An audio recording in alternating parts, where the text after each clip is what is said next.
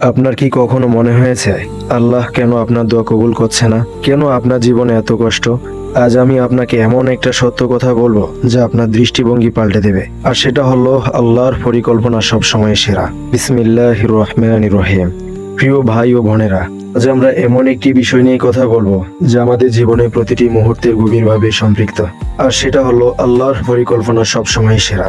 আমরা অনেক সময় ভাবি, কেন আমার জীবনে এত সমস্যা, কেন আমার দোয়া কবুল হচ্ছে না, কেন সবকিছু আমার ইচ্ছে মতো হচ্ছে না। কিন্তু বাস্তব সত্য হলো, আমরা যতটুকু জানি আল্লাহ তার থেকেও অসীম জানেন। আর তাই আল্লাহর পরিকল্পনা সবসময় আমাদের জন্য ভালো। আমাদের জীবনে প্রতিটি ঘটনা, ছোট হোক বড় হোক, ভালো হোক বা কষ্টের, সবই আল্লাহর ইলাহির পরিকল্পনারই অংশ। কখনো আমরা কষ্ট পাই, হতাশ হই, মনে হয় আমাদের জীবন ভেঙে যাচ্ছে, অথচ ঠিক সেই মুহূর্তগুলোই আমাদের জীবনের শিক্ষা ও উন্নতির পথ তৈরি করে।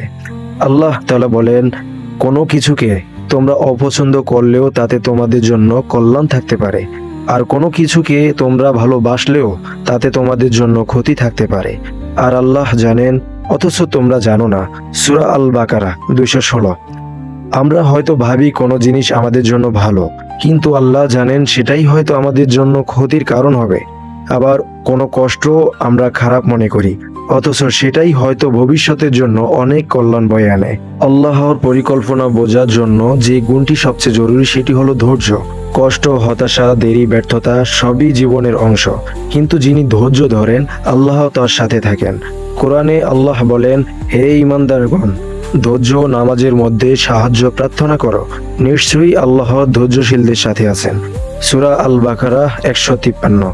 অর্থাৎ ধৈর্য মানে শুধু চুপচাপ বসে থাকা নয়, বরং চেষ্টা চালিয়ে যাওয়া, অভিযোগ না করা, আল্লাহর উপর ভরসা রেখে সঠিক পথে অটল থাকা।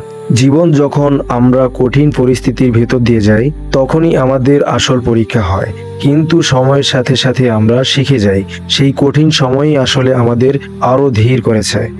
আল্লাহ বলেন, অবশ্যই কষ্টের সাথে রয়েছে স্বস্তি। সূরা আশ-শারহ। এই আয়াতটি শুধু তাত্ত্বিক কোনো কথা নয়, বরং আমাদের বাস্তব জীবনে প্রতিটি অভিজ্ঞতা ও আয়াতের সাক্ষ্য বহন করে।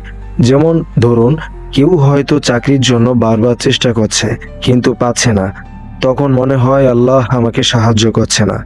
কিন্তু কয়েক বছর পর যখন আরো ভালো সুযোগ আসে, তখন বোঝা যায় আল্লাহ দেরি করার আসলে এই রহমত ছিল। সবচেয়ে গুরুত্বপূর্ণ হলো আল্লাহর উপর পূর্ণ ভরসা রাখা। তাওয়াক্কুল তো মানে হলো নিজে চেষ্টা করো, কিন্তু ফলাফলের ব্যাপারটা আল্লাহর হাতে ছেড়ে দাও। কোরআনে আল্লাহ বলেন, যে ব্যক্তি আল্লাহর উপর ভরসা করে তার জন্য আল্লাহই যথেষ্ট। সূরা আত-তালাক। অর্থাৎ যদি আমরা আল্লাহর উপর ভরসা করি, তাহলে দুনিয়ার সব দরজা বন্ধ হলেও আল্লাহ আমাদের জন্য নতুন দরজা খুলে দেন। একটি অনুপ্রেরণামূলক দৃষ্টান্ত রাসূল সাল্লাল্লাহু আলাইহি সাল্লামের জীবনে তাকান। তিনি যখন মক্কায় সেই কষ্ট ভোগ করেছিলেন, অপমানিত হচ্ছিলেন, সহচররা অত্যাচারিত হচ্ছিলেন, তখন অনেকেই ভাবতে পারতেন আল্লাহ সাহায্য কোথায়।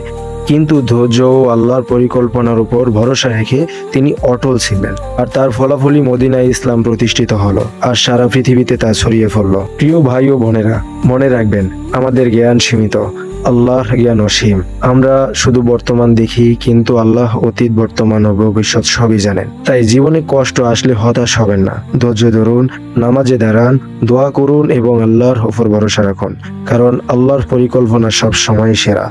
তবে সেই পরিকল্পনার সৌন্দর্য আমরা বুঝতে পারি ধৈর্য ধারণ করার পরেই।